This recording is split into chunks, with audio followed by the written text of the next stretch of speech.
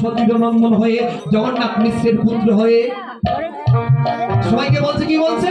সবাই দুই বাবু তুলেন। নিত্যানন্দ জানিয়ে দিয়েছেন ভদ্র গৌরাঙ্গ